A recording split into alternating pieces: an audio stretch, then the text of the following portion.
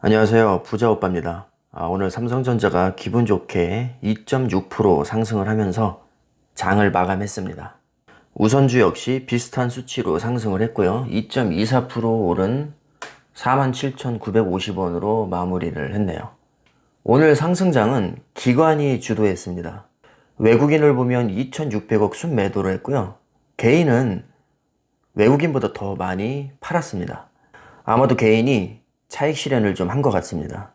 아마 단타 치는 분들도 계실 거고 다른 종목으로 갈아타기 위해서 매도하신 분도 계실 겁니다. 어쨌든 오늘은 기관이 6,200억 이상을 순매수를 하면서 상승을 견인했습니다. 결과적으로 오늘 코스피보다 삼성전자의 상승률이 더 높았네요.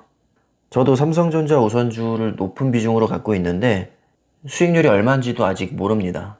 궁금하지가 않아요. 어차피 제가 금방 뺄 게 아니라 주가가 상승하면 잔고가 늘어나서 좋고 또 하락을 하면 싸게 매수를 할 수 있어서 좋기 때문에 저는 오르든 떨어지든 둘 다 좋습니다. 저는 잔고 들여다볼 시간에 삼성이 미래를 위해서 어떤 사업을 하고 있는지 그걸 공부하는 게 저는 더 유익하다고 생각이 듭니다. 오늘은 제가 엑시노스에 대해서 좀 공부를 해봤는데요. 여러분들과 공유를 하겠습니다. 삼성전자가 구글과 손잡고 엑시노스 칩셋을 개발을 합니다. 이미 진행 중에 있고요. 엑시노스 하면 보통 모바일 AP가 떠오르죠. 그런데 우리가 알아야 할 것은 엑시노스는 모바일 AP만 한정된 게 아닙니다. 지금 구글과 손잡고 맞춤형 칩셋을 개발한다고 했는데 이것은 삼성전자의 스마트폰에 들어가는 모바일 AP가 아니라 구글을 위한 맞춤형 칩셋입니다. 정확히 어디에 들어갈지는 알 수 없지만 삼성전자와 구글이 힘을 합쳐서 설계를 한다는 뜻으로 이해를 하시면 될 것 같습니다. 그런데 이 칩셋은 삼성의 5나노미터 LP 공정에서 생산이 될 예정입니다. 삼성의 파운드리를 물량을 주겠다는 얘기죠. 이 LP 공정이라는 것은 저전력 조기 공정입니다. 스마트폰에 들어가는 메모리도 보통 LPDDR 메모리죠. 반도체에서 LP는 보통 로우 파워를 의미합니다. 저전력이라는 뜻이죠. 이거는 작년 기사긴 하지만 엑시노스 얘기가 나온 김에 IoT에 대해서도 좀 말씀을 드리겠습니다. IoT는 사물 인터넷을 얘기하죠. 삼성에서는 이미 작년부터 IoT 전용 프로세서인 엑시노스를 세 가지 제품군으로 나눠서 공개를 했습니다. 크게 보면 장거리용, 중거리용, 단거리용이 있습니다. 먼저 100m 이내 통신에 최적화된 단거리 프로세서가 있고요. LTE 모뎀을 기반으로 한 장거리 프로세서, 그리고 와이파이를 기반으로 한 중거리용 프로세서까지 이렇게 각각의 특색에 맞게 세분화시키고 있죠. 단거리용 프로세서 같은 경우는 스마트 조명이나 창문 개폐 센서, 그리고 온도 조절, 가스 감지, 보통 우리 집이나 사무실에 설치되는 소형 IoT 기기에 사용되는 프로세서죠. 사물 인터넷은 사실 데이터 해킹에 취약하기 때문에 보안 기능은 기본적으로 포함이 돼서 칩셋이 생산이 됩니다. 이 사물 인터넷이라는 게 사실 우리 일상생활에 그렇게까지 아직은 밀접하지는 않습니다.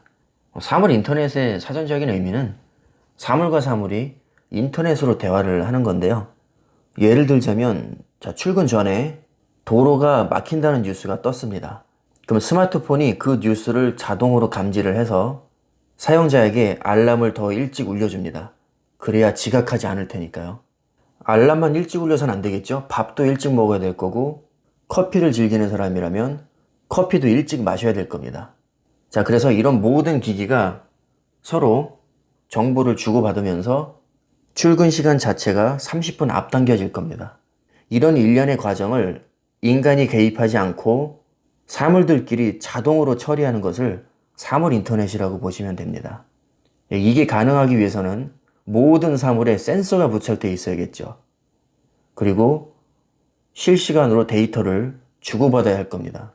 그 매개체는 당연히 무선 인터넷이 될 거고요. 이렇게 실시간으로 주고받는 데이터를 저장하는 저장 공간도 필요할 겁니다.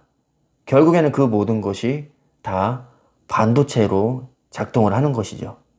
삼성전자가 이런 반도체들을 다 지금 만들어내고 있습니다. 그 다음에 엑시노스의 꽃이라고 할 수 있는 모바일 AP를 보겠습니다. 사실 모바일 AP가 가장 중요하죠. 현재 삼성에서 만들고 있는 모바일 AP는 엑시노스라는 이름을 달고 나옵니다. 그런데 우리가 중요하게 생각해야 될 부분은 삼성이 엑시노스를 만든다고 해서 모든 스마트폰에 엑시노스가 들어가지는 않습니다. 특히 상위 라인의 제품일수록 엑시노스가 배제가 되고 있습니다. 왜냐하면 성능이 떨어지기 때문이죠. 이 미국의 퀄컴이라는 회사가 삼성보다 모바일 AP를 훨씬 더 잘 만듭니다. 그런데 최근 기사를 보면 이 퀄컴에서 모바일 AP 가격을 대폭 인상을 했다고 하죠. 물론 그럴 만한 이유가 있습니다. 이번에 새로 공개한 스냅드래곤 875는 5나노급 반도체에서 설계가 되고 생산이 됩니다. 일반적으로 5나노급 반도체는 10나노급과 비교해서 설계 비용이 3배가 더 많이 들어간다고 합니다. 게다가 5나노급을 생산할 수 있는 파운드리 업체가 세계에서 지금 2군데밖에 없습니다. 바로 세계 1위 TSMC와 세계 2위 삼성전자죠.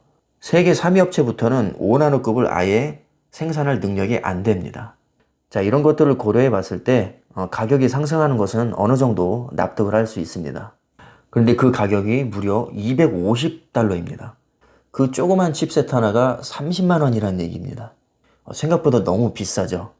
그래도 어쩔 수 없습니다. 모바일 AP는 스마트폰의 두뇌이자 가장 중요한 부품이기 때문에 특히 상위 제품일수록 고성능 모바일 AP를 탑재를 할 수밖에 없습니다.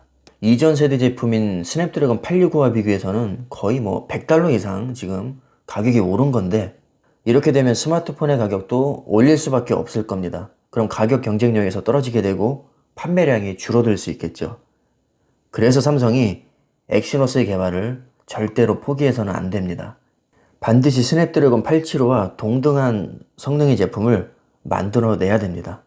삼성이 당연히 가만히 있을 리가 없겠죠. 퀄컴을 잡기 위해서 AMD와 손을 잡았습니다. 자, AMD는 CPU도 만들고 그래픽카드도 만드는 미국 회사입니다. 사실상 엔비디아 다음으로 그래픽카드를 가장 잘 만드는 회사입니다. 삼성의 최근 행보를 보면 CPU는 자체 개발을 포기했죠. 몽고스 팀을 해체를 시켰습니다. 이것은 CPU 사업을 포기했다기보다는 오히려 강화하기 위한 조치로 봐야 될 겁니다. 퀄컴의 스냅드래곤의 경쟁에서 계속 밀리게 되니까 아예 자체 개발을 포기하고 영국의 ARM사와 손을 잡게 된 것이고요. GPU 부분도 마찬가지로 더 높은 성능을 위해서 AMD사와 손을 잡은 겁니다. 방금 보셨다시피 퀄컴에서 가격을 100달러를 올려버립니다. 사실상 갑질이라고 할 수 있죠. 또 퀄컴에 계속해서 끌려다니게 되면 막대한 비용뿐만 아니라 스마트폰의 출시 시기조차 삼성전자의 마음대로 할 수 없게 됩니다. 퀄컴에 끌려다닐 수가 있다는 거죠. 그래서 이런 수익성뿐만 아니라 출시 시기에도 모바일 AP가 중요한 영향을 미치기 때문에 이렇게 라이선스 비용을 지불해 가면서까지 자체적으로 개발을 하려는 것입니다. 이번 파트너십으로 AMD는 앞으로 그래픽 설계 자산이라고 할 수 있는 RDNA를 삼성에 제공을 합니다. 그리고 그 대가로 삼성은 라이선스 비용과 로열티를 지불을 할 겁니다. 결코 작은 액수가 아니겠지만 그래도 퀄컴에 끌려다니는 것보다는 이게 더 훨씬 낫다는 판단을 했을 겁니다. 이번에 AMD와 손을 잡았기 때문에 아마도 GPU 부분은 많이 성능이 올라갈 겁니다. 자, 그동안은 영국의 ARM사의 기술을 활용을 해왔었는데 확실히 GPU 기술력은 AMD가 훨씬 더 뛰어납니다.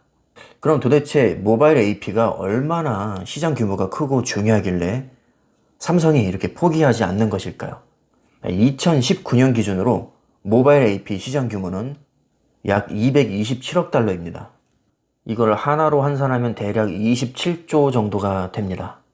여러분들 아시겠지만 삼성전자가 스마트폰 점유율이 세계 1위입니다. 글로벌 점유율 1위인 삼성전자 입장에서 이 27조의 시장이 너무나도 큰 거죠.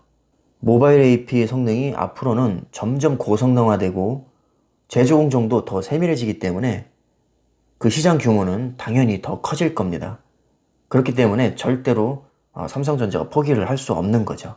그럼 퀄컴이 모바일 AP 분야에서 어느 정도에 위치해 있는지 잠시 살펴보겠습니다. 퀄컴은 시장 점유율 37%로 세계 1위입니다.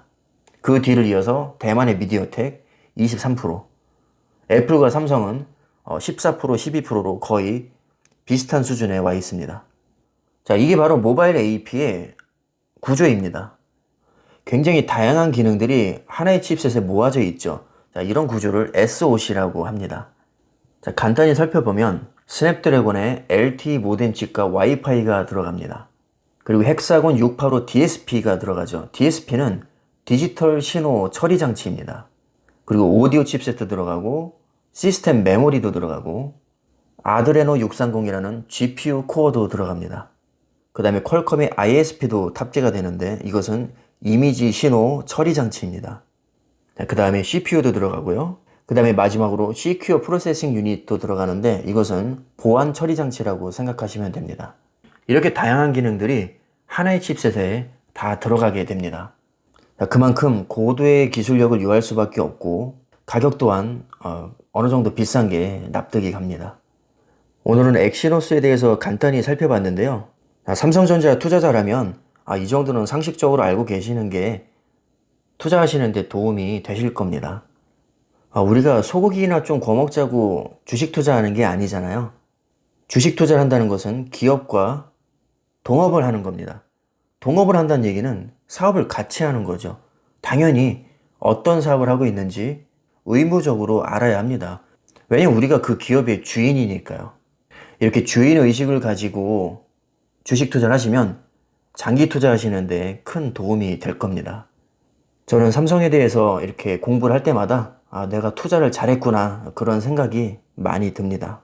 저는 이것을 여러분들께도 공유를 하고 싶습니다. 장기 투자가 얼마나 재미있고 설레이는 그런 투자인지 여러분들도 다 느껴보셨으면 좋겠습니다. 자, 오늘 영상은 여기까지 하겠습니다. 감사합니다.